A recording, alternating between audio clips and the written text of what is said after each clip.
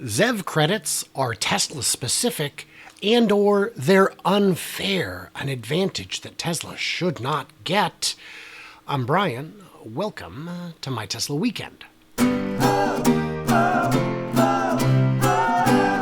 So I went out on Twitter and asked my followers, what lies and misconceptions are you sick of hearing about at Elon Musk and at Tesla and all the connected companies? And one answer I got from Blue Collar Disruptor, howdy, is that the ZEV credits are Tesla specific.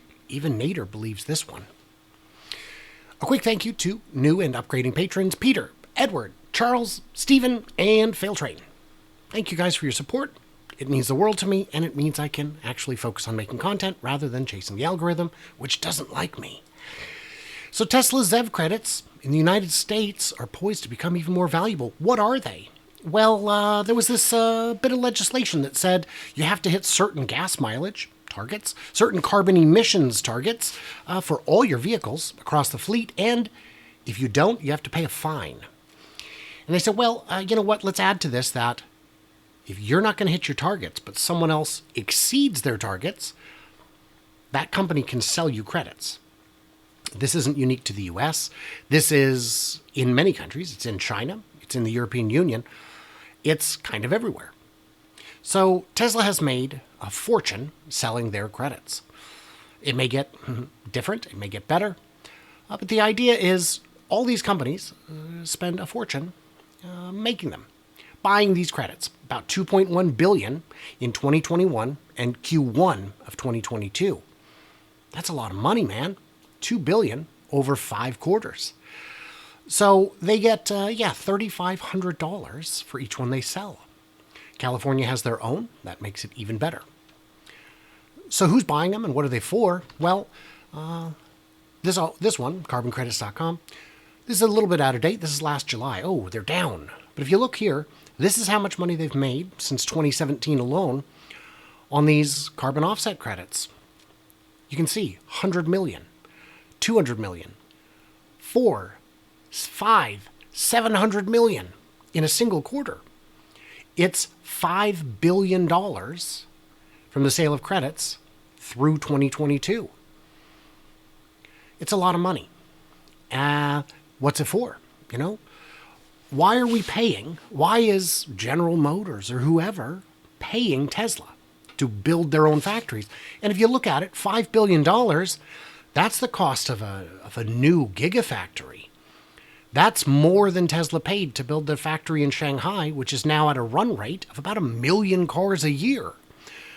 That's crazy. You would think that those companies would have just invested the money themselves. Instead of paying that money, why don't we build our own factory to build our own cars?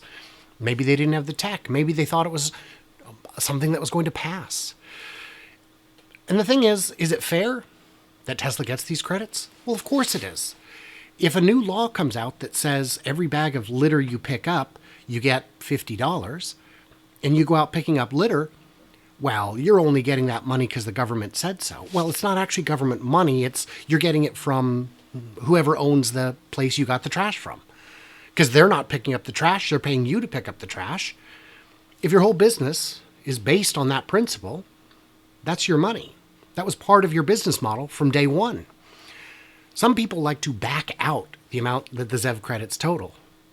James Stevenson has a piece on this where he explains that you can't back it out. You can't. It is part of the business. It is real dollars that hit the bottom line as real dollars. It's not some paper thing. It's real. And the fact that it's down, well, it's also up. It also fluctuates. The theory is that it would be gone by now, but it's not. It's still there. What regulatory credits are and why they're so important. So these are open market things you can sell. Michael Burry, the Big Short himself, said Tesla's reliance on regulatory credits should be a huge red flag. He took out a huge short position. He lost money on it. I'm sure he took it out again and made money on it. He'll be fine. In a push to reduce carbon emissions, governments around the world have introduced incentives for automakers to develop electrical vehicles that are very low carbon emitting. Credits are given to car makers to build and sell them. Now, if we're going to back out the money that Tesla gets from this, we should also go to the companies that are buying these credits and back out the savings that they got in the credits in the first place. But because Tesla only sells electric vehicles, it is effectively 100% profit. But in the future, these will go away. At some point, all cars are going to be clean, or at least enough of them that it won't matter. In Tesla's 2020 earnings call, Zachary Kirkhorn said, what I've said before is that in the long term, these credits will not be a material part of the business, and we don't plan the business around it. It's possible for a handful of additional quarters for it to remain strong. It's also possible that it won't. A handful of quarters? Well, yeah, we've had that so far, and they're still going well. Tesla relies on large automakers to purchase credits from it. Stellantis paid $2.5 billion over 2019 and 2021. That's significantly more than the cost of Tesla Shanghai's Phase 1. It might be the cost of Tesla Shanghai's both phases. We're not sure. So these credits are big. These are part of the business. Somebody is paying Tesla to build factories rather than building them themselves. Is it the chase for first quarter, 1 quarter at a time profits? Probably. Why did Honda buy EV credits from Tesla? Honda has an EV. I saw a great conversation the other day. A guy said, when Honda starts making EVs, it's over. My friend, Honda makes EVs. It ain't over. A lot of companies buy them, and all over the world, because it's cheaper than getting effective and efficient and proficient at building your own electric cars.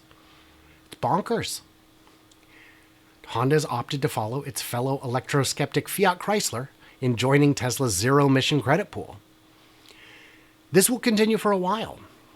There's a lot of companies that still don't have fleet efficiency necessary to stop either paying fines or buying credits.